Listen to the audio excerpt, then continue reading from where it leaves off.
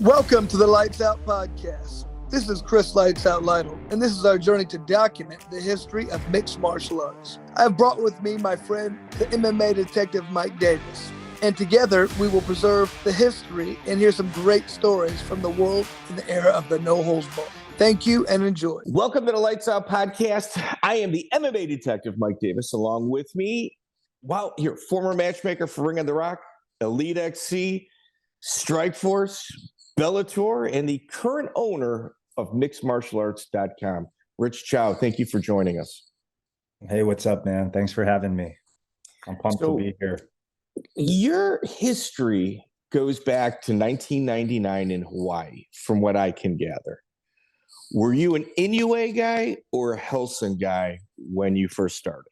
I was training at Grappling Unlimited, and so I was with Egan and Eric Shida and several other really, really great guys. But I spent a lot of time with that group, and just got started. Fell in love with the sport really as a practitioner. And a lot of my guys that got going in the late 90s, around then, the Guam boys, they were with Enson. And so when I got to Hawaii, it was just, a very natural path to walk in a GU and train with Egan. So yeah, the Inoue brothers, very big influence for me early on. You also started a business with the Inoue brothers, Purebred clothing line with Enson, actually.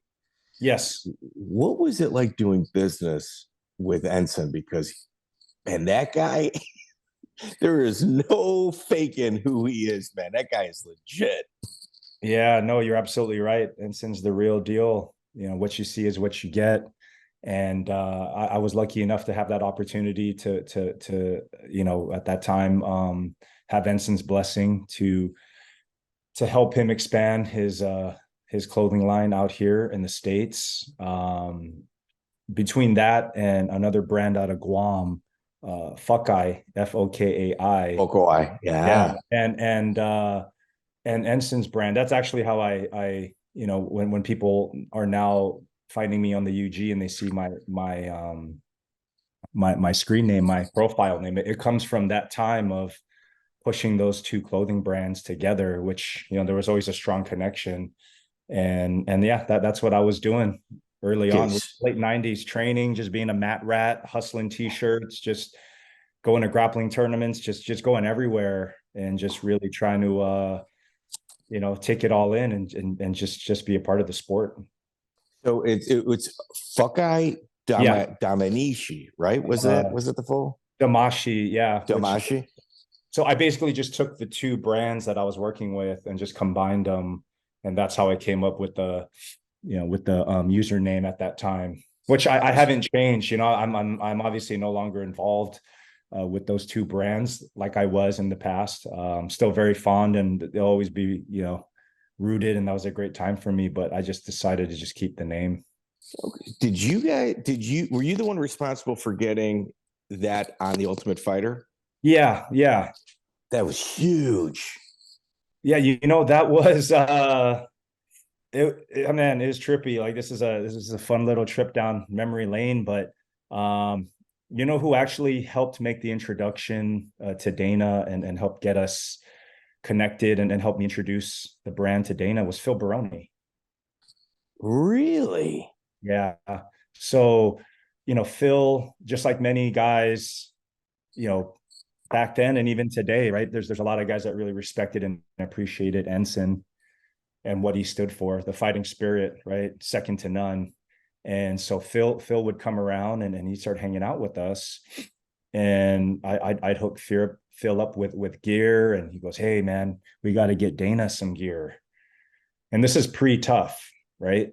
And I was like, "Oh yeah, of course, man. You guys were like this. You guys were the second season was flooded with first and second. Well, it was the first and second. Okay, the amount of free advertising that you got was incredible. Yeah, it was. I never thought, that was never planned. That was never like, oh, we're just gonna hook Dana up and we're gonna end up. I mean, he didn't even have when I first met him and I first started, hanging out and being a guest of his at events, and just, he would wear the gear and was really into it. And we text every now and then. There was never any, I never pitched him on anything. It was just, just love what you're doing. Huge fan. And, whatever you need, let us know. And he's the one who really provided all those opportunities, man. I never felt comfortable to ask him for anything. He was just that cool. He was very supportive, all about it. And that it's today in 2023 to look back and talk about how that link was established. It was through Phil Baroni, who started hanging out with us at the time. Yeah, that was wild. I think I met you at the Arnold's in 2005. It was right 2005, 2006. And you guys were set up as selling clothing there. Am I right on that? Or was it ADCC? Yeah, I think it was ADCC, but we had a presence at several events. But okay, ADCC is where, that was kind of like our first big event where we made the investment into, setting up a booth and bringing guys out and just really putting ourselves out there and the Pyrebred kind of going. Yeah. Well, both. Yeah. Both the brands, because both the brands were very, they could coexist very easily. And so pushing one and pushing the other was just, it's not like we had to switch gears or anything. It was the same vibe, all the same people involved. And so that was a very fun time, for me. Like I said, just being a mat rat, super fan, which I still am today, but back then just hustling t-shirts, hats, hoodies, just hustling clothing and really just sharing our passion for the sport with everyone, man. It was so fun. People would come by the booth, and fighters, fans, and we just gave everyone a sticker, a handshake, throw them a shaka, and it was just a lot of fun. What a really great way to for me to kind of break, kind of get into the sport at that time. So at the Pyramid, when I met the people working there, I remember just saying to them, how did you guys pull that off? And it was the same response, like, we sent them a box of merch, showed up on TV. Really, so cool. It was all just goodwill and just good vibes, from Dana. Again, there was never a pitch or a plan. Hey, let's do this. And he'd call. I remember the first time he called, they announced they're filming Tough, and which was obviously the turning point for the UFC and for the sport. And I just remember being in Hawaii and getting a call, a call from Dana, like, hey, we just got done filming today. And man, I just wanted you to know I was wearing the gear. And I was just so blown away, man. I just couldn't stop saying thank you. And you didn't even know what it was until afterward, really. Correct. No one did. Yeah. And he would just share what was going on. Just these quick check-ins, man. It's not like we were, shooting the shit for hours on the phone. He'd just call in, hey, bro, just got done filming. Just wanted you to know I was wearing the gear, man. Thank you. And I was just so blown away. We all were, because I'd share the news with the boys, and it was just such a fun time. And that continued throughout the season. And then on to the next. And then, just things just, naturally just kind of headed in a different direction. The UFC completely took off.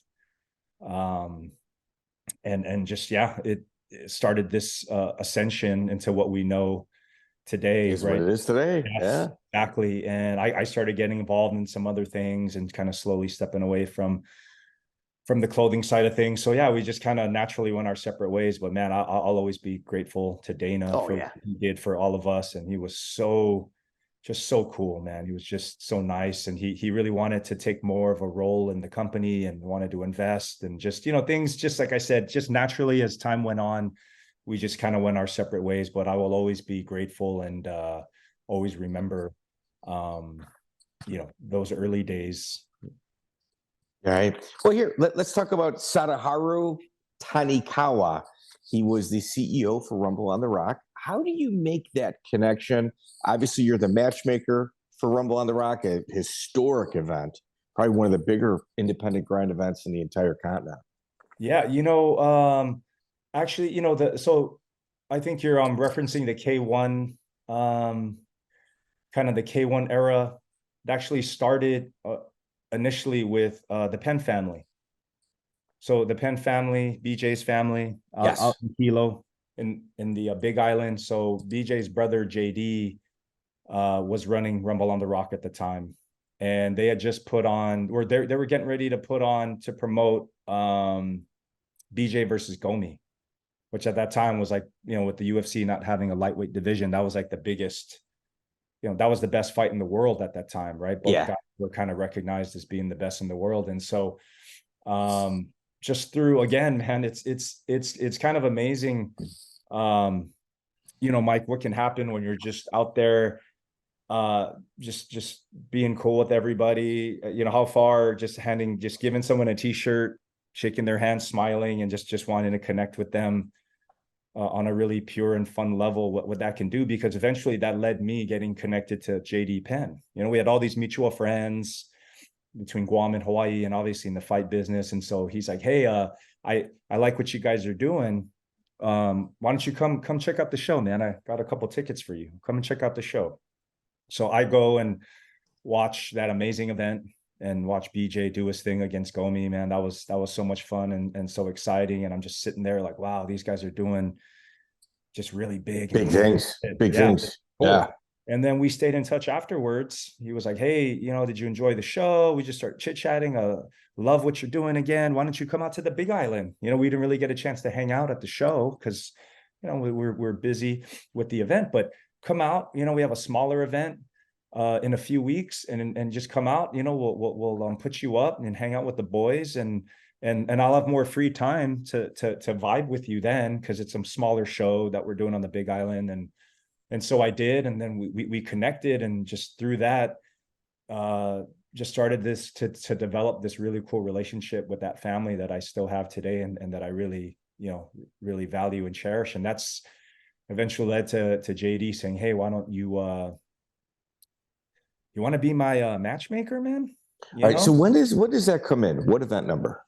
BJ Gomi, I want to say was like 4. Well, BJ Gomi was number 8, but it's not really number 8 because they have got like a qualifier. Yeah. So I think stuff. I think big show wise, it may have been 4, but you know, we're talking early 2000s. 4. That was 4. That was 4. Okay. Right. So early 2000s, and then after that, you know, I got invited to join the team, and you know, started jumping in really at 5. I want to say it was Cabbage and Marsh, and just jumping in and working with everybody, getting to know everyone, kind of paying my dues, so to speak. So yeah, that's kind of how I got my break into promoting and working with that organization with the Rumble. And you know, JD's ambition and his ability to think big, like I'd love just sitting with him and the boys, and he's just like, man, this is what I want to do. This is like, it blew me away, because I admired, again, his ambition and his ability to think big. Like he had all these great ideas of just being much bigger than just a regional event out of Hawaii. You know, he had global aspirations, and it showed in the cards, you know, bringing in guys from all over the world. And that was just a really, really great time. And eventually, you know, we caught the attention of K1. So when you mention, you know, at that time, who was leading the charge for them, you know, that's how that relationship came together. And BJ was actually left the UFC also and went to go fight for K1 at that time. Remember, there was that it was a big deal when he left. He had beaten Hughes and he left. And so all of a sudden, he's over fighting in Japan, fighting for K1 Heroes. And then they want to start promoting events in Hawaii with us. And so that's how we were able to start putting on events like BJ versus Rodrigo Gracie, BJ versus Renzo at Aloha Stadium, which at that time may have either been the first or one of the very few stadium events, you know, outdoor big stadium show that was also pretty historic. BJ was in a strange position to where, all right, UFC, you're not going to give me what I want. Okay, well, no, I'm just going to go fight at home in a huge stadium, probably get paid more with an opponent that of my choice, And the opponents, like of his choice, were always just, I mean, you're looking at Rodrigo Gracie. I mean, it's always somebody that's next level. It's never to pad his own record. Yeah, that's right. During that time, he fought Machida. Yeah. Machida was a heavyweight. So BJ, that's where he, like you said, he just really didn't, it was never about padding the record. It was always about big fights, fighting the biggest, baddest guy. And he's always, that was always his MO. I mean, fighting Machida. Oh, yeah. Machida, I want to say, was like 225, and BJ weighed in like at just 190 or something. Never should have been that big, but he just tried to be as big as he could for that fight. But yeah, that was a very interesting time. So we're promoting these Rumble on the Rock events. BJ left the UFC, had this, obviously not on good terms, leaves and starts fighting for K1 and on these Rumble events that we co-promote. And so, yeah, just a lot going on then. I'm still kind of hustling shirts on the side and getting into this promotional game and learning. So yeah, very, things moved quickly. They accelerated rather quickly. Was there any pushback from the UFC? Did you guys hear anything in regards to like BJ's activity with you guys? Yeah, they never really did anything to stop it. I mean, he had left and that was a game changer for contracts and for, that was a moment where things, I think, changed on both sides where, you never want somebody to leave with your belt. And so, in the opening that created that. So yeah, it was something that they couldn't stop. Both sides went through a bitter, because BJ was very close with the Fertittas and with Dana. This was a big deal. It affected their relationship. And so, but he did what he, BJ does his thing, man. He always has. And eventually he goes back, right? Like isn't it weird? He's got that weird ability to be able to do that where some fighters don't.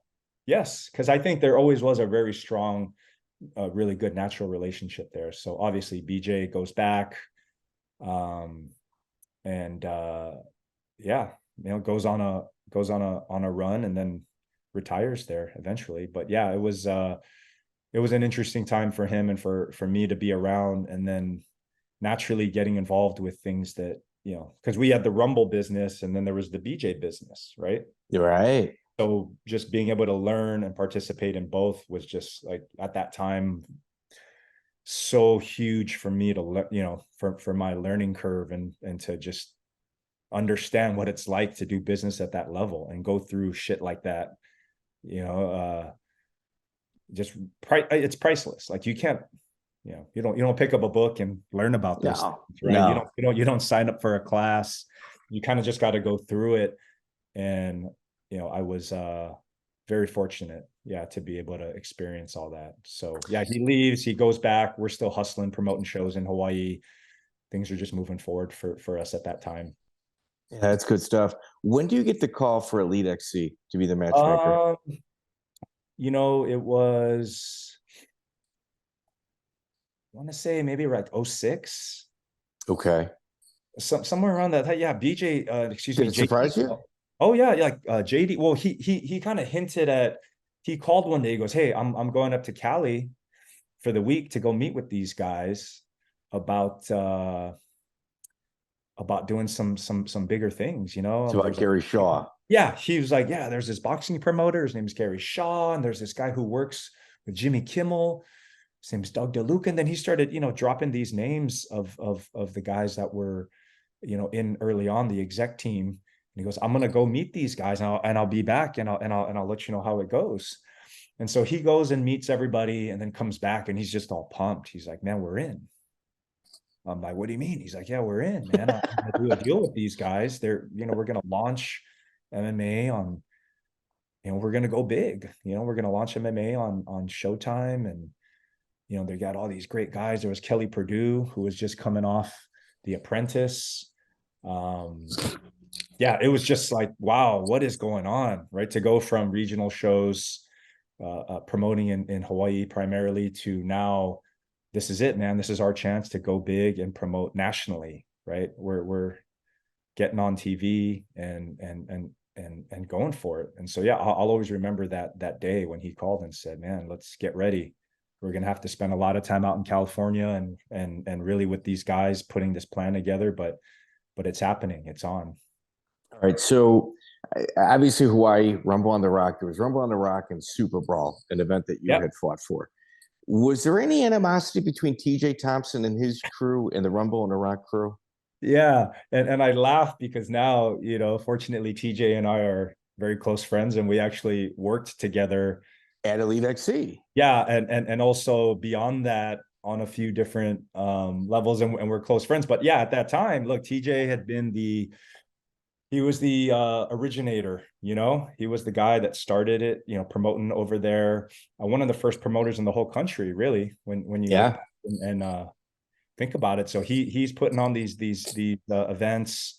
Started off at Gussie Lamore's, a small little you know, nightclub, onto the Blaisdell, and so he's the guy that really started this thing. And then you got these young kids coming out doing big things, and you know, of course, the you know, the promotional game is very territorial, right? It's a small island. It's gotta be. So he's like, who the hell are these guys? And they're kind of cutting into my business. So yeah, there was like, we were always friendly in passing. And I knew him before because I fought for him, right? Of course. As you mentioned, and spent time around him. And Egan was doing great with TJ being his promoter. And so I've always been around TJ, and then Enson fought for TJ as well. So I'd been around TJ a lot, like we were friends. And then all of a sudden to see me on the other side with the Hilo boys and the Penn family. Yeah, I think, and we've talked about it. Again, we can laugh about it now, but yeah, you know, there was this rivalry.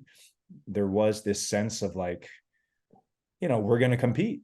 And I think the end result was actually great for the fans because it made us both step up our game and want to put these big events on. I'll tell you what, the fighters got paid. It made the fighters get paid. That's for sure. You guys were paying more than almost any other promotion in the entire country. Yep. You guys were paying more than any other promotion in the country. Absolutely. It was good for fighters and fans. Like outside of the UFC, what was going on in Hawaii at this time is almost like it was big. There was big things going on in Hawaii. We were getting guys from Japan, getting guys from all over the country. You had Pride reps showing up. Yeah. Dana was showing up. So you had, it was like, I look back on it now and I talk to certain guys from that time. We recognize that as like the golden era. You had two promotions coexisting, albeit not always, you know, they were both, you know, we were both running, competing, putting on big events on a tiny little island. And you just don't really see that. You know, it's very rare. And I think, again, the real winners there were the fans who got to see some really, really great fights. I mean, we were both going to each other's shows too. That's the funny thing, is like, I'd see TJ at our events and we'd go to their shows because we were always big fans too, right? Even to this day, I'm a fan first, but it was cool to go to their show and it'd be packed and they'd have great fights and be like, oh man, I can't wait. We got to step up our game. We got to do. All you guys did was walk away saying, yeah, what do we got to do? We got to beat that. We got to beat that. Yeah. It was like the Monday Night Wars. Yeah. Monday Night Pro Wrestling Wars. Yeah.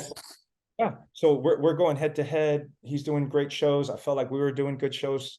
And yeah, just fans to this day, I'll talk to some old school fans just when I go back for vacation, just hanging out and hey man, what a fun time. I remember the Rumble shows and Super Brawl had rebranded to Icon, right? So it was, you know, they were doing their thing, man. It was really fun. And yeah, then we both end up at EliteXC. So we go from competitors and kind of rivals to now working together. Okay, so did the Penn family, did JD bring TJ Thompson over, or did TJ find his own way over? TJ found his own way over. That's impressive. That's impressive. You know, because the vision for EliteXC was creating like a global network of promotions. So we were in there early to help establish EliteXC. So JD and I worked for EliteXC, and we wanted to support and have all these other regional promotions globally. So we wanted to keep Icon running as Icon. So Icon was still running there. Robbie was fighting there, Mayhem. And then you had Cage Rage in London, MC in Korea, King of the You guys hooked in a little bit with with Bodog as well. Yeah, we were the goal of EliteXC was to create a global fighting network. And so if there was a promoter out there that was willing to sit down and talk and carve out a deal and be part of this network, then it happens. So yeah, we eventually have several promotions that we're working with globally, and that's how TJ came in. So TJ was still promoting icon shows with the support of EliteXC / Pro Elite, and obviously everyone helps contribute, right? So yeah, like I said, it's just this network where we're helping them, they're helping us, and it flowed for as long as it did, Yeah, no, yeah, it was good. So June 14th, 2008, EliteXC KJ Nunes versus Yves Edwards. Yeah. Although a 48-second knockout, it's later known as the "Don't Be Scared, Homie" event. Yeah. Why don't you walk us through your experience? Oh man, Like, you made the fight.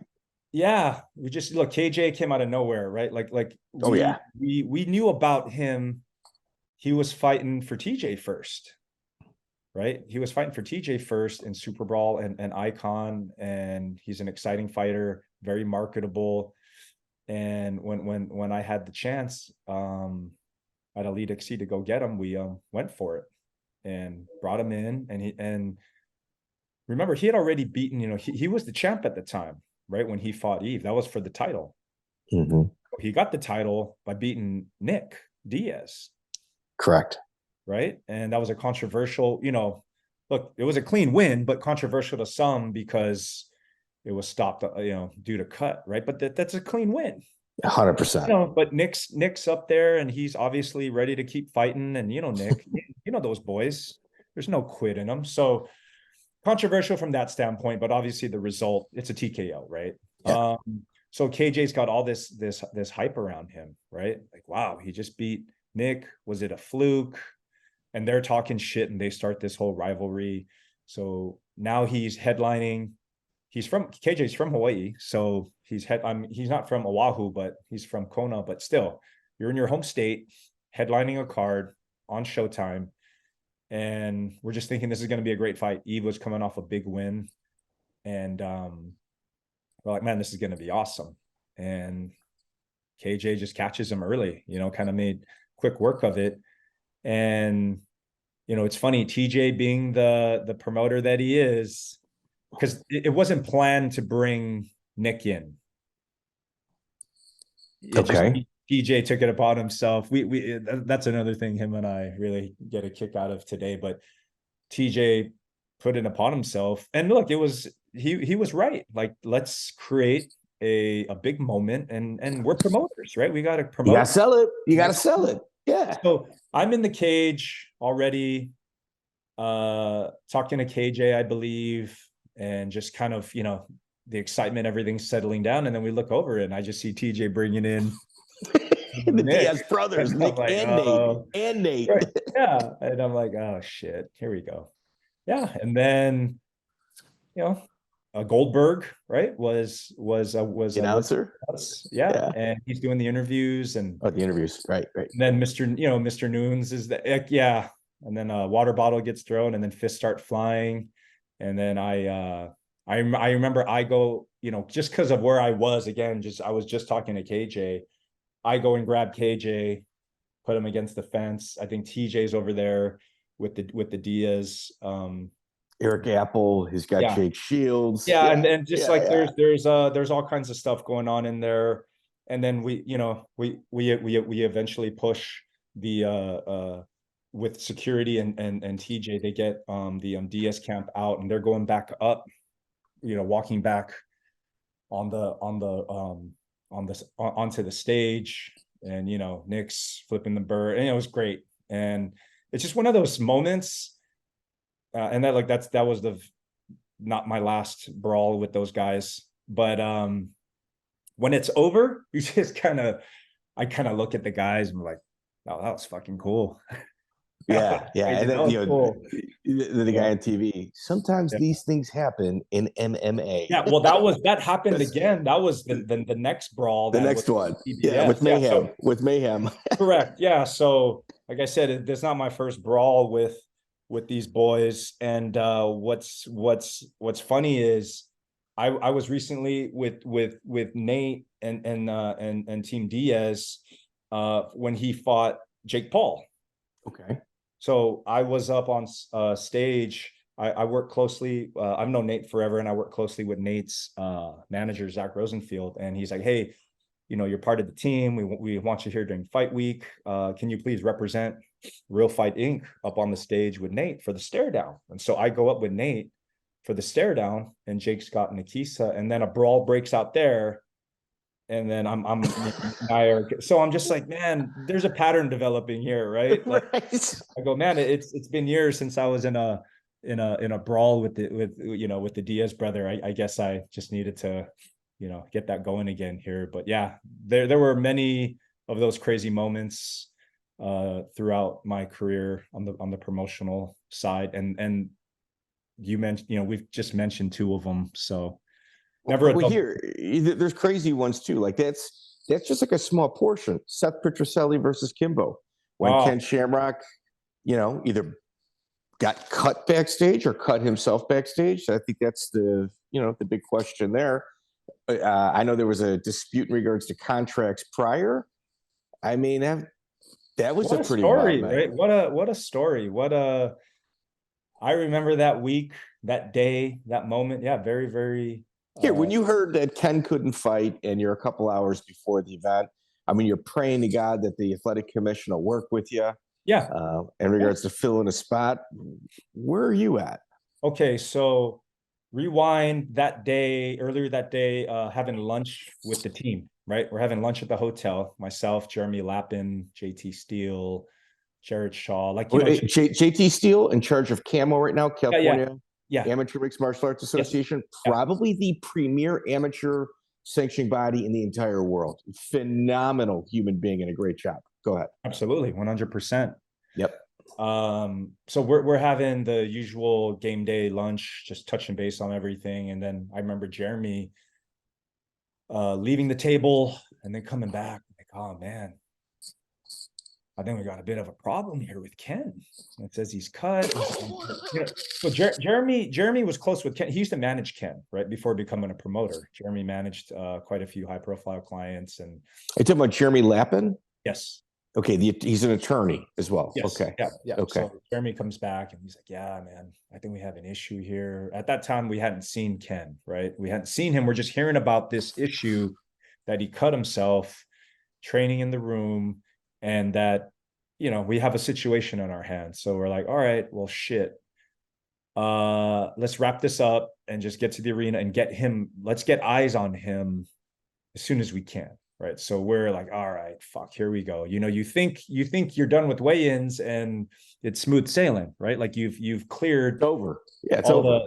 All the major hurdles, and you don't have to stress. Now they just walk in, and that's usually the feeling. After weigh-ins, everyone makes weight, everyone gets cleared. Hey, now let's enjoy the show, right? Well, certainly not in this case. And so we have this issue developing hours before. So we all get there early, go up, clean up, just like, hey, let's get to the arena early. Let's try and get Ken there. We obviously also have to talk to a variety of different people involved here with the network, Showtime, CBS, a lot of people in the back. Well, think about this. They got to redo pictures. They got to redo everything. Like the amount of work that you're putting on your staff just for one guy pulling out after weigh-ins, it's an astronomical lift. Yeah. For a show at any level, whether you're on Fight Pass, Fight Pass to ESPN, whatever. It's a big deal. It's a lot of work and a major headache for production and just a lot of moving parts, right? Graphics, everything. Yeah. Now imagine it's on CBS and you've got CBS execs, Showtime execs, all these different suits in the back, and we're like, oh shit, okay, so we got to go touch base with all these guys while figuring out what the hell's going on. You got to start coming up with a backup plan in case it ain't happening. And so there's all these things going on, right? This shit storm. And yeah, that was that moment, all these things happening, and then waiting for Ken to come in. And then he does, and you take one look at him and you're like, fuck, man, yeah, he ain't fighting. Okay. Did you think it was done intentionally, or do you think it was accidental? In hindsight. I don't know, man. Because I know there was a little bit of a beef on contracts as well prior. But I don't. But yeah, I don't know, and it's just one of those things. You know, I don't mind not knowing 100% for sure. You know what I mean? It's a great story, and in hindsight, I can look back on it and say that. But yeah, at that time, it's freaking devastating. You're like, oh my God, this is awful. Like, what does this mean? What is this going to do? And obviously the events that transpired after, you know, that was the cause, and the effect was set this company and everything into a path where it would cease to exist shortly after. Yeah. Now that was like the coup de grace, right? That was like, things were already heading in the wrong direction with the company in many ways. And that was just, that was the coup de grace. That was the icing on the cake. When did you, how soon after, when Seth Pucciarelli obviously knocked out Kimbo Slice, how soon after did you know that the company, it may have been its last show? It took a little bit of time. It didn't happen immediately that night, but that set off. Yeah, it's not like that night we're like, all right, pack it up, fellas. You know, nice meeting you. Nice meeting you, everybody. It was still. I mean, we were still actually planning another event that was going to be. Oh man, it was going to be epic. You know, the event we get done with that show. We're obviously dealing with the fallout and the backlash of everything that transpired. You know, you got Dana on there saying, "Oh, they rigged it," you know, and that controversy kind of came in because the theory was that Pucciarelli got paid extra money from Gary Shaw not to take it to the ground. I don't know. Even if he did, even if he did, to pretend like it hasn't happened elsewhere would be disingenuous. I think we can say that. Yeah, look. He went out there and fought. I mean, it's almost like, all right, here's a knockout bonus. You're incentivizing someone. You're offering them a ton of money to go out and stand. I mean, you know, he went out and fought, and he knew what the crowd wanted to see. And you know, Seth did his thing. I mean, you know, you've heard him. He hasn't come out and said, I was asked to and people would be in jail at that point. You know, I was asked to fix the fight, work a fight. No, that's not what happened. Every fighter is encouraged to be exciting and give the crowd what they want, especially when they went from a legend like Ken fighting, you know, the legend that was Kimbo, right? This growing legend. There, you know, if you offer them prime filet, and now who's Petrozelli? You know what I mean? Like let's still give him a good show. Let's try and salvage this thing and fix this thing, and you know the rest is history. But no, I certainly wouldn't have been a part of anything that was illegal or. Of course. You know, if there was something there, Mike, you and I wouldn't be talking right now. No, for sure. Now, also dealing with Kimbo, closing a deal, getting him to sign a contract. You're talking about a guy from a real, like, kind of diverse area of Miami, somebody that's an absolute street person. How do you guys make that connection? A brilliant move on your end too. I might want to say. Well, you know, he had already fought pro. He had already made his pro debut, right? I believe it was against Ray Mercer. He already fought MMA in Jersey, right? So it was CFFC. Yeah, the CFFC card. So he's 1-0 already, but obviously we knew him for those videos. And I remember the first time I watched that video, I believe it was against Bird. With the big eye. It was like we all sat there. We were in the office in Hilo at the Rumble office, and we were all there hanging out. I remember Cabbage was there, and we started like, "Oh, Cabs, man, you and this guy would be amazing." So he captured our imagination just like everybody else immediately, and we couldn't get enough of him. And then we were able to connect with his agent, Icy Mike. And we're still. How difficult is it to get a hold of Icy Mike, somebody that has very little contact in the MMA industry? not too difficult, you know. Really? Yeah, no, he's a guy that's, yeah. Did you send somebody to Miami to find him, or did you call like a friend in Miami? Jeremy and JD went to Miami. Okay, well, that makes it easier. Okay. And Gary, there was a lot, we went after the guy, man. Put the full court press on him.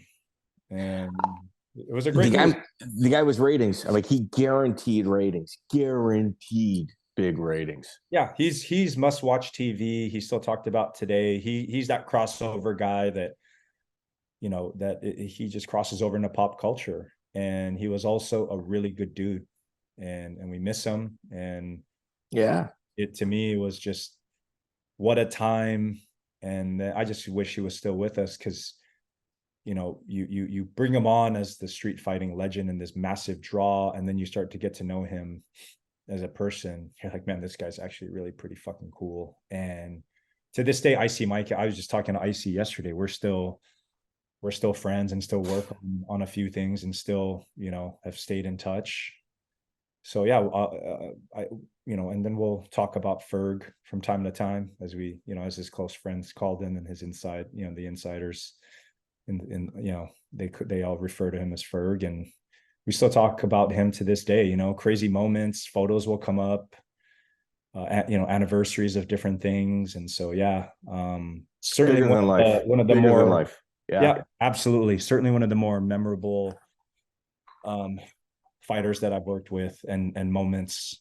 He provided a lot of them, man. So I'll always be grateful to him for that. And like I said, he was also a pretty great guy. You also came under fire for allowing Nick Diaz to have a boxing clause in his contract.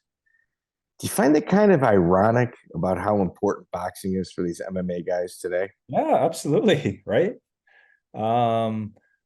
Look, when you are competing with the UFC, you need to do whatever you can to make an athlete happy. 100%. To do things that they're not willing to do to keep a guy. I mean, it was very challenging, Of course, free agency is a great thing.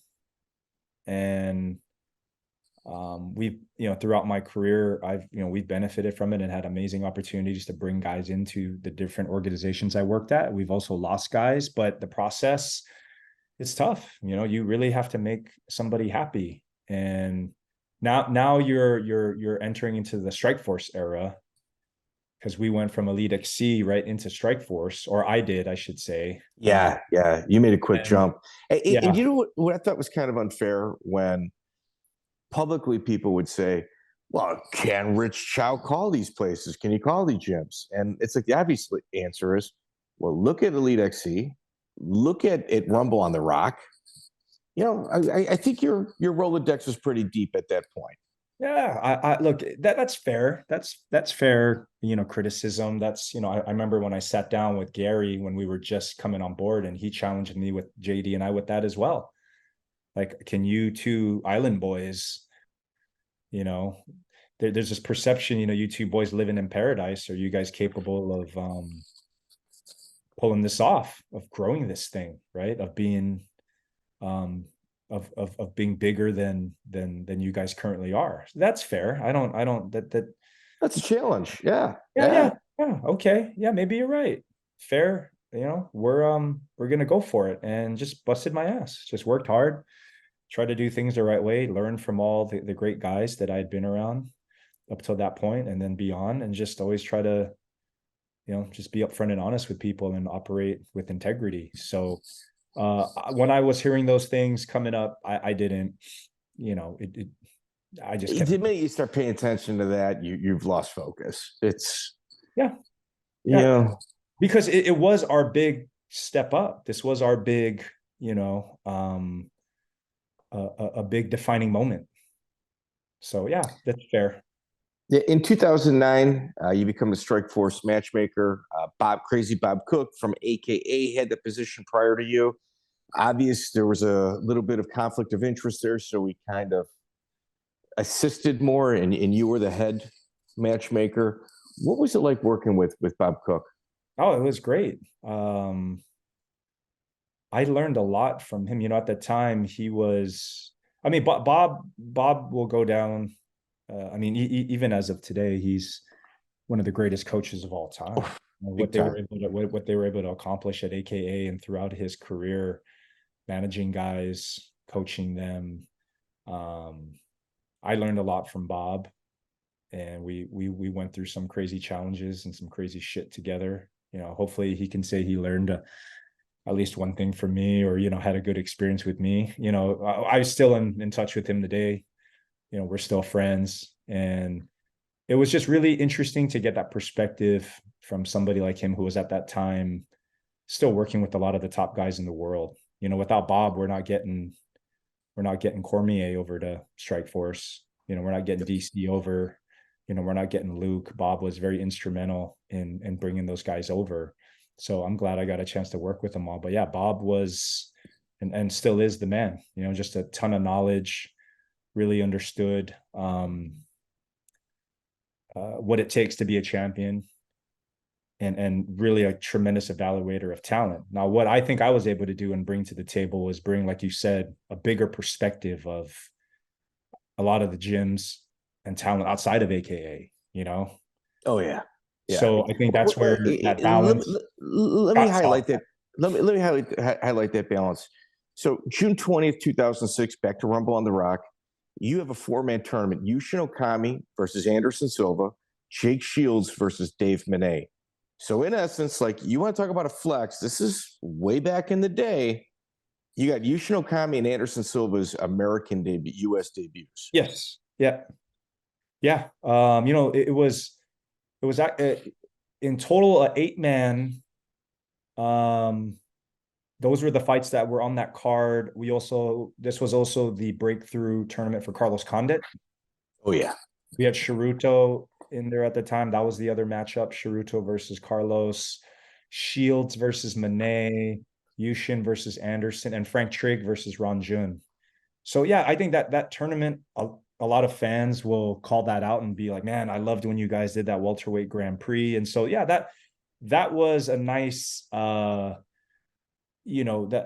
was a nice example of what we could pull off and how we thought. So people looked at that and said, all right, these guys are serious. These guys are doing, some. Well, you were calculated too. So essentially it's an 8-man tournament, but round 1 was the same day.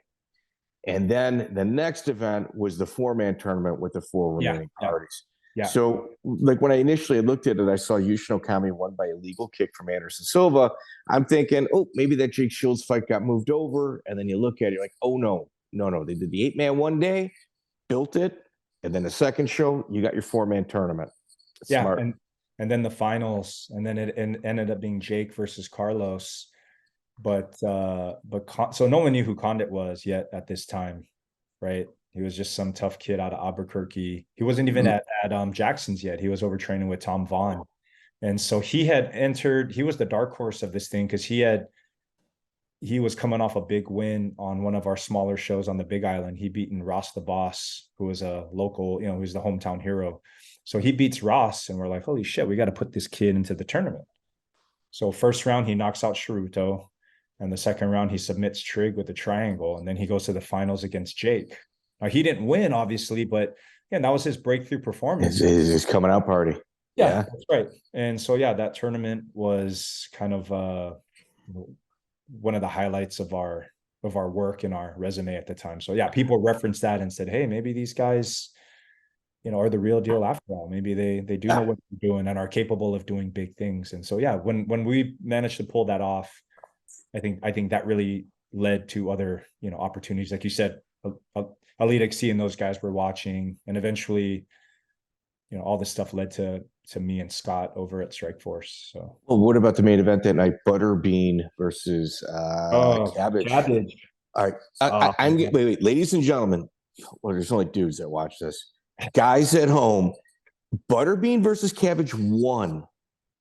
It is probably one of the best fights I have ever seen. Like, it's top 10. It's one of the top 10 fights I've ever seen in my life. So thank you. So crazy behind the scenes shit. That fight almost didn't happen that night. It almost didn't happen. go back to what I said earlier. You clear weigh-ins and you think you're good, right? Of course. You get to fight day, you're like, all right, let's just roll in and let's go. Let's get the show started. So Cabbage, I'm sitting cage side with JD, I believe, and one of the boys we had running the back, the locker rooms comes over, goes, "Hey, Cabbage slipped and fell and hurt himself." We're like, "What the hell?" All right, let's go back. We all go back there, and apparently someone who had fought earlier in the evening had showered. Now, if you've ever been to Blaisdell, all the local fighters or anyone else who's been back there knows that the Blaisdell locker rooms aren't necessarily state of the art or really nice. You know, it's not the best setup. So, Okay. you know, I could see showering and then not drying off. Like next thing you know, water is out there into, you know, has made its way out into the locker rooms, and Cabbage is warming up and he slips and falls on his arm and he's hurt. And we get this call. We all huddle up in the back. Like, oh shit. And, you know, obviously, how are you doing? How are you feeling? What is going on? And what does this mean for the fight? Now, there was a moment where he's like, I don't know if I can fight. Where was this in the event? Because that's obviously the main event. Was this the beginning, middle, or towards middle? Because he started warming up. He started his warm up. Oh my God.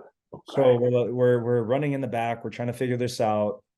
We're all huddled up, making sure he's okay. You know, he's talking about possibly not fighting, which at that point, place is packed. Like they're getting. And he's a huge ticket seller. He's a huge ticket seller. People wanted to see this fight. The crowd would have gone ape shit. They were going to be throwing beers at us, and you know we wouldn't have been able to leave that place alive, right? So we're like, but at the same time, if he can't fight, you know, what are you going to do, right? We're not going to send our you know. He's not lying to you. Yeah. No, he's not only is he a fighter, and we have, you know, standards that the way we treat fighters, but he's also a friend.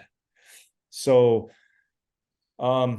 fortunately, as we know, he was able to keep it together and found his way in there. Now, here's something also a lot of people don't know, and I actually posted this on the UG recently, but there were special rules for this fight. Now, back then, there was no athletic commission in Hawaii.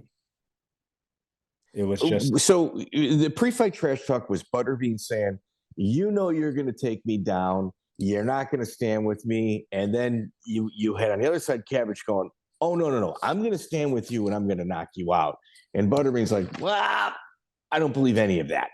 Right. So the special rules, how does that come into play? Right. So there is not an athletic commission in place at this time. And so it kind of opens the door for special rules and different things. Obviously, both guys need to agree. And so Butterbean's like, look, I'm no MMA guy, right? This is pre-American Top Team where he went and trained at the American Top Team. Yeah. He showed up with his wife and son in his corner. Right. And I remember when they arrived. I'm like, oh boy, okay, these are his corners. That's seats, 2 airplane seats for Bean, I'm assuming. Yeah. and so he's like, yeah, look, I'm down to do this MMA stuff, but I don't want to just get, you know, wrestle fucked. And we don't want that either, right? And so what we ended up, you know, the middle ground here was like having almost, you know how there's a shot clock in the NBA. We almost had there was essentially a stand-up clock. Because if you go back and watch the fight, and obviously both guys agreed, Cabbage just knew when I get him down, I got to do as much damage as I can, soften him up, beat him up on the ground. It's going to get stood back up eventually. And eventually I'll catch him, right? Like I can still use that to my advantage and work. And so if you go back and watch the fight, there's a moment where Cabbage has him pinned against the cage and is doing his thing. And then it gets stopped and it gets stood up. And there's people that are wondering why the hell did that? It's because of that rule. Again, that both agreed upon. It's not like we forced it upon one guy and the other one didn't want it. They obviously both had to sign off on it. But that's the reason why there was that stand up at that moment where Cabbage was in a dominant position doing damage. But those were the rules. And then later on, when you see in the fight, Cabbage, he just can't continue. It's because of that injury eventually caught up with him. Well, at one point during the fight, like they were both gentlemen. Like they were landing heavy punches. And you could tell there was a little bit of mutual respect gained by Cabbage from Butterbean once the fight started developing. And at one point, Butterbean asked for like a timeout, not from the referee, but from Cabbage, takes his mouthpiece out, spits the shards of his teeth out. He lost several teeth, puts his mouthpiece back in, they touch hands, they start fighting again. Yeah. Dude, Butterbean is a tough motherfucker, man. Yeah. I don't care what anybody says. Bean is, dude, that guy was legit. He just, he was a heavy guy that liked to fight. Yeah. Yeah, it was a scrap, man. It was a total scrap. And, Cabbage weathered through some serious adversity. He took the fight with, under special rules that to this day would certainly wouldn't be legal in America. But all props to both of those guys, man. That was a really, really fun event. And you had to leave there high. You guys had to have been buzzing. People were, and the fans were, they were fired up. I'll always remember, obviously, what Butterbean's walking out to, Sweet Home Alabama. And when he walked out, he's so beloved everywhere. Dare I say he may have gotten more of a pop than Cabbage, the hometown guy. Like it was pretty damn close, but that riff starts and then him and his wife and kid walk out on stage and make their way to the cage. It may have been even louder. It was certainly just as loud, maybe even louder than Cabbage came out, because Butterbean was just, that's him, man. Everyone loves him. And it was his first time fighting in Hawaii. And that says a lot about Hawaii fans too. They just love and appreciate true warriors, which is obviously what he is. So, yeah, Rumble on the Rock 7. The headline was supposed to be BJ versus Ralph Gracie. So essentially, BJ was trying to go through. He was trying to take the Sakuraba route through the entire Gracie family. Why did that fight fall apart? JD was handling that one. Primarily, and I think Renzo at the time was just more active, and he had the bigger name. Ralph Gracie. Well, no, but we ended up going with Renzo. Right. Okay, so yes, you guys switched. Okay. Yeah, but yes, this eventual. You're right. It was actually a total page out of not necessarily because we were purposely just trying to copy Pride, right? At that time, it was Saku. Well, when you really look at, the foundation of Pride, real quickly, it was the Gracies, right? It was Hickson and Takada. Oh, yeah, of course. And then Saku emerges as Takada's like protege, and then starts fighting all the Gracies. Well, there was just BJ's a BJJ guy, of course, right? So it's one of those things where I'm fighting you because I respect you so much, and because this is like a great challenge and test for me, and because I understand how significant this is, right? Like, this is the Gracie family. This is why I do jujitsu, right? If you're BJ, and now I want to test my skills against them. They were my original teachers, right? Like Ralph was BJ's first jiu-jitsu coach in California. That's right. So when I heard that was going to be the main event, I thought maybe Bad Blood. When Renzo came in, I wasn't sure how soon out Renzo took the fight. If it was kind of like one of those things, well, he's out, I'll step up. Yeah, I think to me that was the bigger fight, because Renzo was already competing. He fought more, right? And he fought in some really, really big events, and there was still that connection, right? Because it's Ralph's brother. And there was that rivalry, there was that background, there was that history. And I remember that when they ended up, first it was the Rodrigo fight. So now all of a sudden you have BJ, who just beat a very respected Gracie. Oh, 6-1. That's just, yeah. And the family's like, well, we can't have this kid, beat us, right?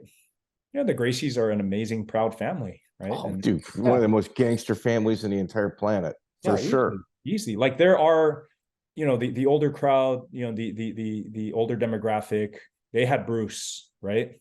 Oh, yeah. And we had the Gracies, right? 100%. 100%. So again, it was BJ wanting to take these big fights with his legendary family. It was more just these are big fights, and it's an honor to compete with them. And so Rodrigo, BJ beats him, and the family's like, yeah, we can't really, we got to get that one back, right? We got to go beat this. We got to beat this kid who left us, right? And avenge that one. And so, yeah, enter BJ versus Renzo at the stadium, Aloha Stadium. How packed was it? It was, well, see, here's the funny thing, and here's kind of the, double-edged sword with doing a stadium show is it's really freaking big, right? And we had an amazing crowd there, but, I know we had easily over 10,000, people there, closer to 15, but when you're in a 60,000 seat stadium, right? But we had, but it was still special and memorable. Yeah, of course. Yeah, but it looks cavernous. Yeah. Yeah, and I'll always remember who showed up. I remember being ringside because again, this was in conjunction with the K1, so it was kickboxing and MMA together. It was a hybrid card, so it wasn't in a cage this time. It was in a ring, and I remember looking over and I'm like, oh man, Hickson showed up for Renzo. Like the family's out. Hawaiian, Half, Hickson. Oh my God, Hawaiian. Yeah, so you're like, this is a big freaking deal, man. They're out. This is family honor. This is big biz. Stakes are high. This is like, if you were into jiu-jitsu, you fully understood, what was on the line here. Oh yeah.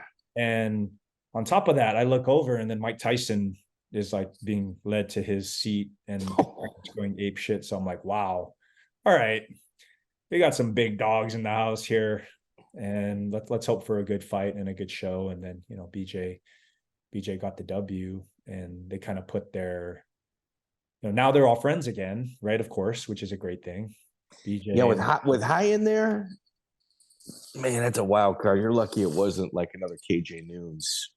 Yeah, Nick Diaz situation. Yeah, they weren't happy. I just watched that fight not that long ago, and I remember looking afterwards. BJ walking over to go and shake their hands, and they weren't really. Yeah, they weren't happy. I was just like a motherfucker, and Hickson. Whatever, kid, the fuck out of here. But yeah, that was another big memorable one for me, man. For sure. Dude, for the entire MMA community. Let's talk about your current project. mixedmartialarts.com. They use the word acquired. Do you guys just own the underground forum, or do you own the entire website? Well, we've got the two forums. And let me just rewind real quick. So who acquired, who am I with? I'm with Alta. Okay. And what we do is, we just encourage participation in training. We want people to train. That's what we do. We help gyms grow, and we help through getting more people on the mats. Long story short, we want everyone to be trained in martial arts. We feel like it's the best fitness product in the world. It's the reason why MMA is the greatest sport in the world. Now think about the MMA training and what that can do for you physically, mentally, spiritually. That's what we preach, is MMA training will change your life. It truly will. And, we're always out there looking at the best coaches, the best fighters, the best ambassadors of the sport and representatives of the sport. And also, we also started looking at the best communities. And that's when we started looking at the at mixedmartialarts.com, MMA.tv. It has many different, there are many layers to this. So I have always been friends with and in touch with Kirik and Chris, and it was actually just good timing for a deal to be made, and so we went for it. All right, what is your goal with mixedmartialarts.com? The underground forum, ladies and gentlemen, just so you guys know, I've referenced it many times in past podcasts. In terms of, all right, so I go deep on my research. Like I get super nerdy, real intricate. Yeah, I've seen that. To kind of preserve history. YouTube comments, fantastic. Social media, very good. Nothing is like the archive on mixedmartialarts.com. Like it is truly a special place. It really is.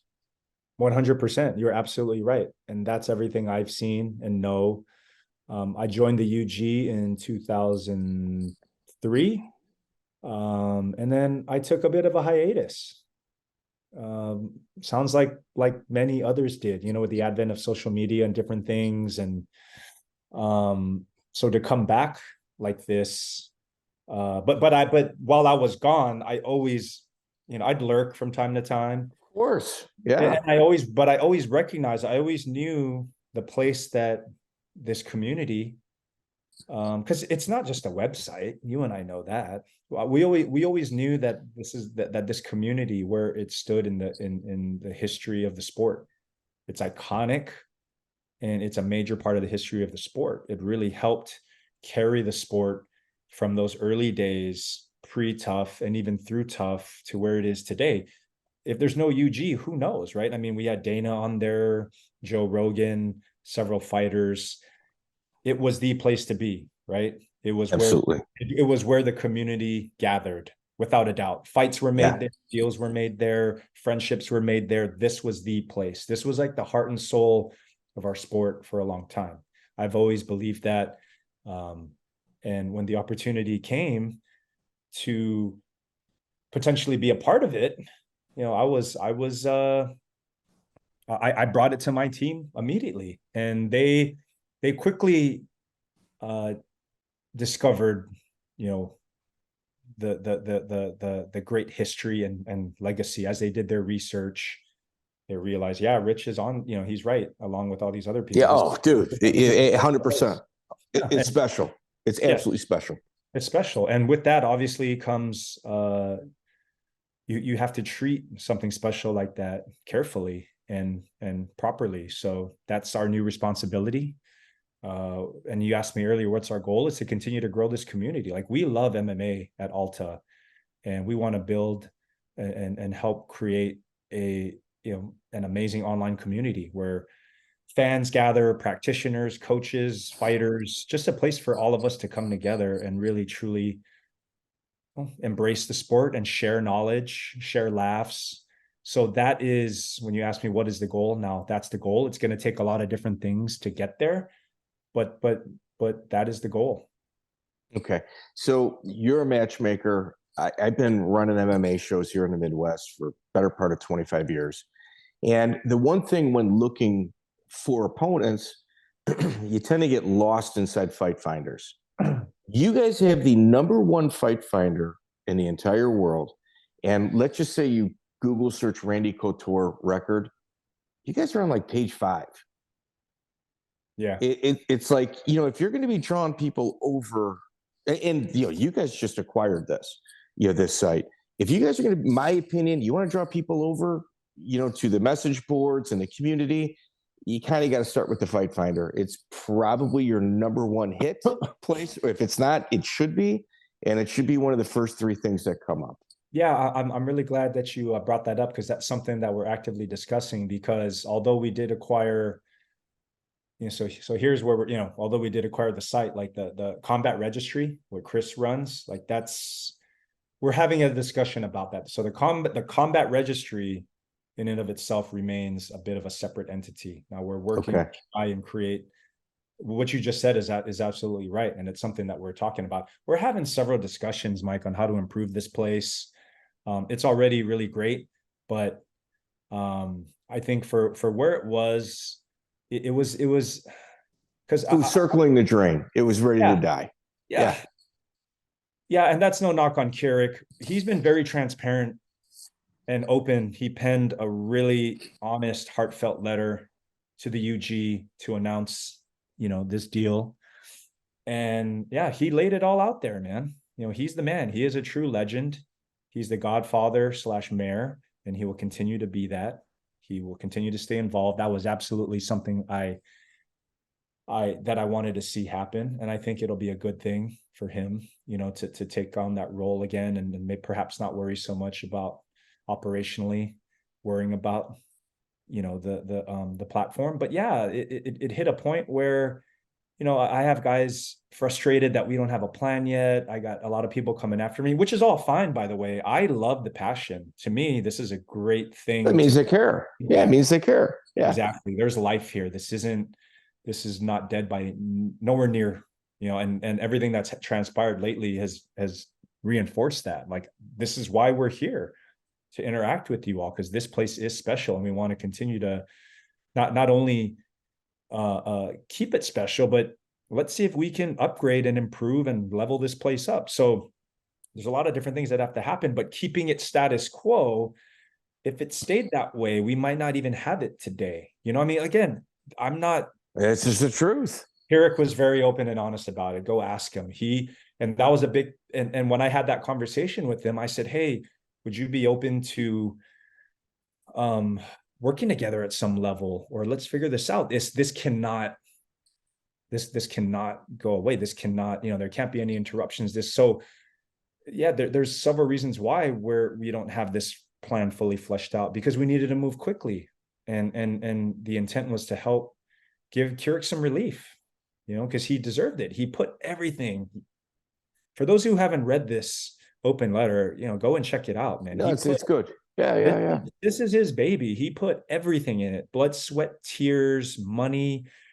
And it hit a point, unfortunately, where, for various reasons, where, you know, things just didn't turn around. And so I'm not here to say, oh, look at us, we're the saviors. By no means do I want. No, you're going to give it a shot. We're here to give it a shot. Yeah. But I hope that gives some context to, well, you know, why don't they have their shit figured out, or why are they still contemplating so many things? Because we had to move quick, and because we don't want to overreact and make, you know, rash decisions. And no, we're taking our time. We're here. I've spoken to several moderators. I've made myself available. I'm not hard to find. Mike, I'm not hard. I will agree with that. If you care about this place, and you have some ideas, like some real ideas, it's been funny, you know, with the trolls coming out and whatnot. But if you really care about this place, and you want it to either stay the way it is, or I've had many people say, no, we do need to improve it. You're absolutely right. We want to hear from everybody, and we're laying out all of our findings, all this feedback, and we're going to take our time to make you know, good decisions. We're not going to rush into it. And I hope people can see that we're not overreacting, that we're being patient. And I hope that, and I know this is difficult, it is the UG. I hope they can see that and be patient as well, just a little bit. Rich, how often have you found yourself lost inside a Fight Finder, just looking at various opponents and matchups and just clicking on different people? Yeah, I was a matchmaker for a long time. I lived on these various. All of us have.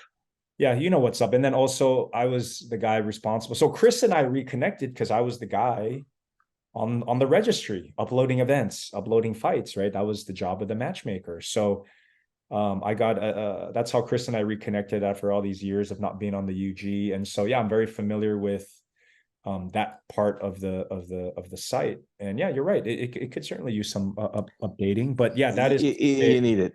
That Fight Finder is key to everything, man. Like, you get lost there and you say, you know what? I don't really want to leave. Oh, there's a message board where there's pretty funny people that are knowledgeable.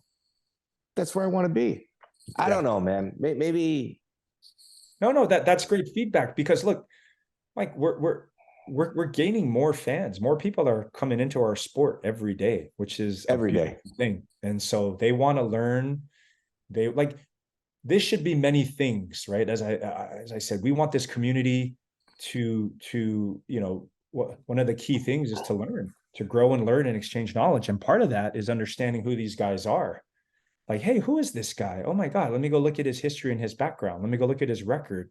Holy shit, I didn't know all this stuff about him. So yeah, everything that you're referring to and mentioning, lines up with what we want to achieve, just being a place to learn. Let's talk about censorship. What's your stance on it? Like, as you and I know, that's a slippery slope, right?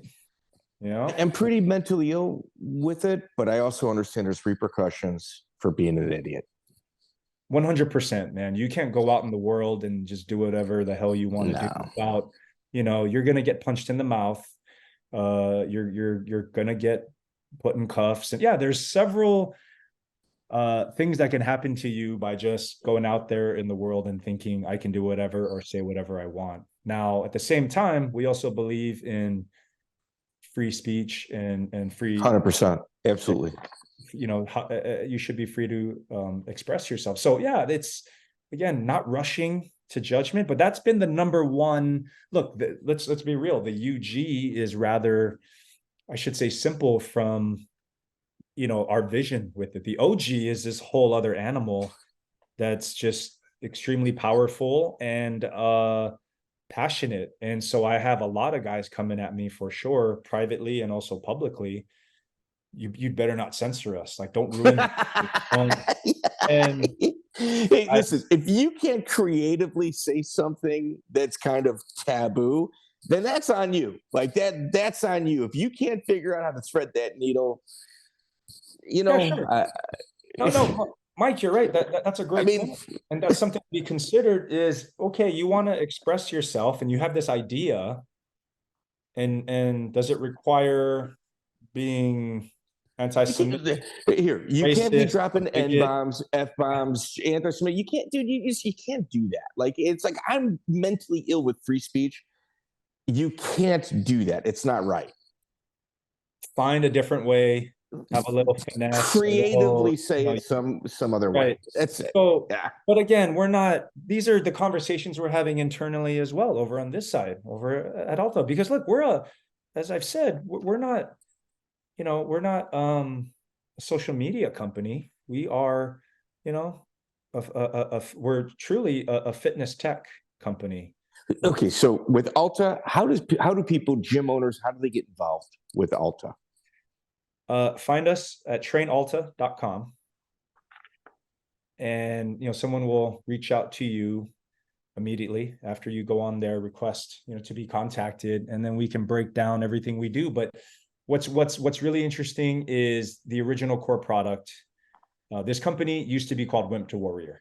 Some people know it as okay. So you left Bellator in 2021 to start Wimp to Warrior. Yes. Now, Wimp to Warrior had already been operating. It's a company that's based out of Sydney, Australia. And the original product, so to speak, was a 20-week training camp for average everyday people that led to an amateur fight at the end. So it's a hell of a way to jump in and learn MMA, test yourself. For some people, they don't even, this isn't about getting close to the sport they love. Some people aren't even really fans, Mike. They're just, that seems like a challenge that I need in my life to hit the reset button, to kick me in the ass. I need to get over this hump. We've had people that, needed to lose weight, were depressed and suicidal, just kind of stuck, and they needed to do something difficult and challenging to take them out of their comfort zone and kind of scare them a little bit or a lot of bit to change their lives. And then for others, I love MMA. Like, I get to do a fantasy camp and have this bucket list moment of having a fight at the end that I can tell my grandkids about. So everybody has their different motivation and their different why they're doing this. And it's always fascinating to hear. And that's the best part of it, is knowing you helped someone achieve their goal while simultaneously helping a gym make more money. Because we all know, this is it's a very tough business, right? The gym business. So there's so many things happening simultaneously. Now, again, that is the original product, so to speak. We've then since, under the leadership of our CEO and founder, Nick Langton, turned it into something we believe can be bigger. And that's where, as I mentioned, being a tech company, being an online platform to help gyms grow, to help people, to help all these new fans find the gym, to find a right gym. Because the hardest part, Mike, of training is to walk through the door. So yeah, that's what we're here for. To help people find the right. And, you know, for gym owners, the reality of the situation is people walk through the door wanting to do MMA, and then they stick around in the jiu-jitsu program for years and years after. That's generally what happens. Yeah, because nobody likes getting hit in the head. You know, they don't. You're right. They do it for so long. You can really only do it for so long. Yeah. But there are things that are a little more sustainable for training. That's why, you know, the 20-week camp we offer is a really great way to get into it. But then, yeah, you're eventually going to do jiu-jitsu and or kickboxing, but having another fight. Some people have done the program multiple times and have fought a few times, but I will say a lot of people just end up training, you know, either in one particular discipline. Like, hey, through Alta, I discovered I love jiu-jitsu. Or through Alta and through this camp, I discovered I love Muay Thai. So I'm just gonna stick with one or the other. But you know, it's so difficult. It's such a popular sport. And I get asked all the time, I'm sure you do too. Hey, Mike, where should I go train? Hey, where's a good place to train? So we want to be that guide, not only to help gyms grow, but to help fans and people who are interested in training find the right gym. And where does a UG fit in? Well, as we create this big community, I think that's a massive component, is to have a place where you can come and talk with real fans. You know, I'm a little exhausted with social media. I mean, don't get me wrong. It's not like I left. Me too. I can't really engage in any meaningful conversations. Certainly, I avoid all of the, you know, the big political topics. But even with fights, like but then I this last few weeks of going back on the UG, I'm like, shit, why did I leave? You know, and I'm talking to guys that really get it and are focused on it. One of the posters, A-Rod M. effing Johns. What fight got away from you, and which one, or what did you almost have? All right, this one. That's a great question. Okay, just a couple fights.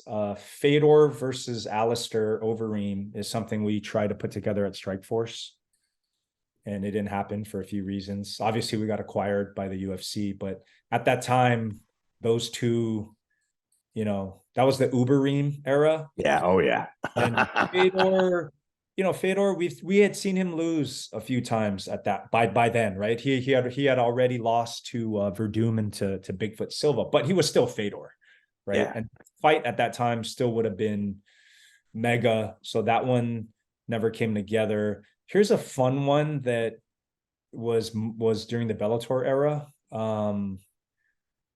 And again, just hear me out here. This is just, you know, crazy, like spectacle, but it was Kurt Angle versus Royce Gracie. You guys, were you talking to the Gracie family or? Well, Royce was fighting in Bellator already at the time, right? He had beaten Ken. And so he was back and he was interested in another Legends fight, right? So Royce beats Ken in Houston. And Kurt was doing, we had booked him for a few appearances at our fan fests. So this is when I got a chance to meet Kurt and get to know him a little bit. And Kurt was actually still doing a little bit of wrestling at that time. And we just, you know, look, it's not like we ever got super close, but again, there was a conversation had there. That's awesome.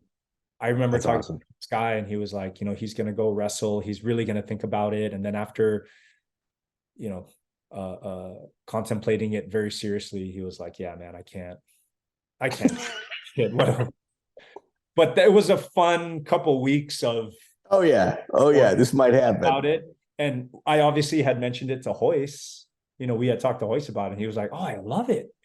How awesome would that be, right? Like wrestling versus jiu-jitsu, gold medalist, you know, absolute legend and great human that Kurt is. And then Royce, you know, that's a fun one that I like to throw out there when people ask that question. Again, it's not like we were down about agreements and booking it, but for a few weeks there, it was very entertaining to. Yeah, you were fanboying. You were fanboying about absolutely. that. Absolutely. 100%. Because I also love pro wrestling. I'm a total mark. But for like more of a quote unquote serious fight, probably Fedor versus Alistair at that time. All right. So you had Fedor signed under contract. What was it like dealing with his management? My Are gosh. the rumors true? Yeah, the M1 days, it was a bit challenging. But then later on, when he was just kind of handling his own affairs and working with Jerry Millen. Jerry Millen, yeah. Yeah, that was certainly a lot easier. So it's M1, were they trying to get all the travel arrangements, and they were... Yeah, it was always a team effort, man. You really just had to have everyone involved, handling different things. There was many demands. There was, obviously co-promotion was a part of the deal back then, right? It was always M1 Global and StrikeForce presents, right? Fedor versus Rogers, or, so on and so forth. So yeah, you took on a lot, but it was worth it, man. Fedor is Fedor. Why did you guys not do an event in Russia? You had Fedor under contract. I believe, you know what? I had already left Bellator, but Fedor did fight in Russia once under the Bellator banner. I believe he fought Tim Johnson there. Under StrikeForce. Under StrikeForce. StrikeForce. Yeah, we were still we never went international with StrikeForce. Like we were, when you really look at the window of StrikeForce that led to the Zuffa acquisition. There's that word again, Mike. Yeah, the acquired. Yeah.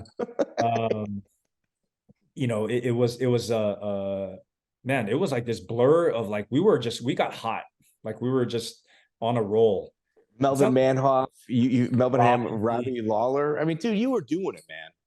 Yeah, we were on a roll, and we captured the imagination of many fans. Like Paul Daly, Nick Diaz.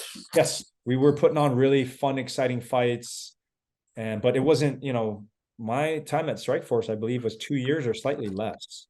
So it wasn't like we were, we got hot. We went on this run. So we never really had a chance. My point, to answer your question, is that we never really had a chance to really start exploring international expansion at that time, right? I mean, we had talked about it, but we weren't around long enough. Whereas at Bellator, it happened, quickly and quite frequently. We were just in a different position. But that the StrikeForce days, we just weren't ready quite yet.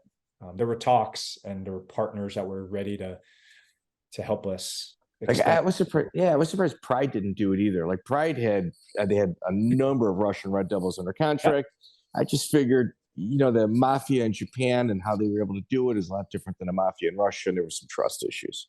So a lot of mafia in this game, apparently, Mike. Well, that's what they say. I don't know. I've never dealt with any of them. So, Rich, let's end with some plugs. Absolute professional, man. I'm really glad that honestly, dude, I don't know you from a hole in the ground.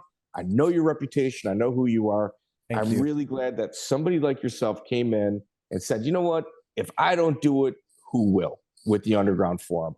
MixedMartialArts.com. Anybody listening to this, I'm telling you, we probably get maybe 1,200 downloads every single episode within the first 30 days. You have got to make an account over there. It is a special, special place. I agree 100%. Thank you for having me on. This was really fun. A little traumatic going in the closet, digging out some of these skeletons. I'm probably going to have to go spend the rest of the afternoon. Wait, one more then. Let me get one more. Okay. One more? Yeah, absolutely. Ken Shamrock Kimbo moves from Florida to Missouri. Yeah, okay. That is one of I was asked recently about that fight in general, right? Obviously, the first one got away. Of course. We talked earlier about that night. And to have a second crack at it and pull it off in St. Louis was actually one of wasn't it moved last minute? Yeah, kind of, sort of. Yeah. Now that, I'm trying to recall, but we just had a chance to put on a bigger event there. I want to say Pitbull fought on that card. Pitbull's still fighting. Yeah, I know. He's the man.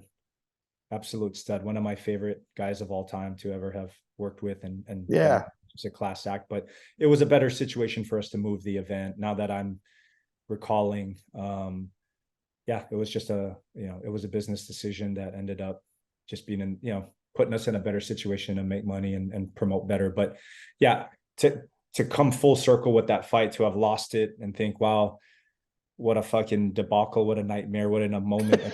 to get a second chance. I remember, I think I posted something about it.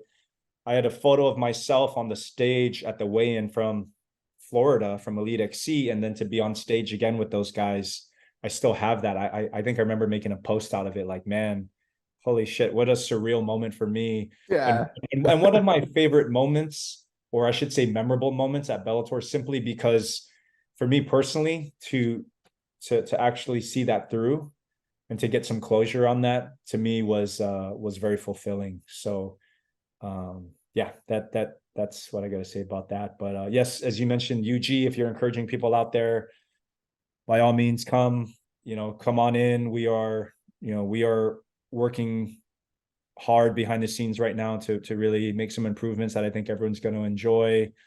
If you're in, can you give us a taste? Can you give us a little hint? Yeah. So I think some of the things that we can do quickly and easily are really getting some fighters back in the mix. Doing more interaction like this, like what you and I are doing, except these guys are way more interesting and have a lot more great moments to share and more exciting stuff.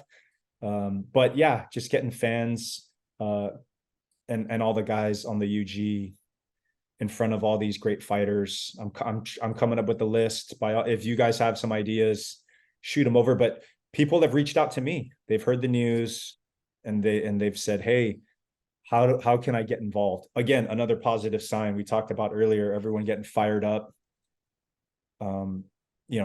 Current members, and then fighters, coaches, media members have reached out to me directly and said, hey, I would love to find a way to contribute. And what that says is people still love this place. Right? Oh yeah. People appreciate and understand its place in MMA history and also in our community still. So like I said, we're talking to so many different people and there's so many great things we can do. But I think, again, easy, what can we do immediately? Maybe by the end of the year, start getting some fighters on for similar, moments like this, Q&As, AMAs. Some people have thrown out doing, virtual watch parties, just, and obviously trying to find ways to meet up in person again, doing these meetups. So all of those things to bring us together to celebrate this sport and also get some laughs and some trolling in. I'm all for it. All right, Rich, I'm employed by Bare Knuckle Fighting Championship. Anytime you guys want to do a ticket giveaway, 100% on me. Absolutely. I love it. Yeah, let's do it. Yeah. Speaking of BKFC, I've gotten a chance to know Dave, to get to know Dave Feldman. Okay. I'm a fan. I actually just spoke to him yesterday. Did you? Okay. Yeah, he's dodging my calls. He's dodging my calls Dave, right now. I would too, man. Good. He must really want something serious. He knows he's just not ready for it yet. But I spoke to him briefly yesterday, and I always tell him, he's probably sick of me saying this, but man, talk about a guy. I've had a chance to work with him, been to an event, just guts, heart, and vision. I certainly respect. Did you go to an event? Yeah, I was there with Luke when Luke fought Mike Perry. So okay. And yeah, it was my first taste of BKFC, and man, is it nuts? It's nuts. It's old school. It's old school, dude. In fact, I've been doing giveaways, like little bags and stuff like that. That BKFC crowd should also be on the Underground Forum. It's the same crew. It's the same crew, man. Yes, core. It does not get as core and raw as BKFC, and I think Dave and everyone involved, like yourself, are proud of that, right? Oh yeah, yeah. That's, guys, come chop it up on the UG.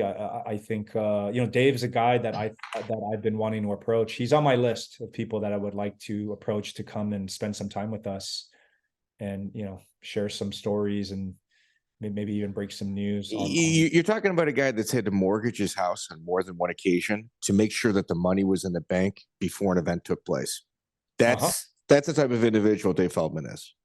And that, what you just said, what you just described, I was at weigh-ins for Rock, Cold, and Perry, and he addressed the guys in the back with that. And he's like, guys, I believe in you. I believe in the sport.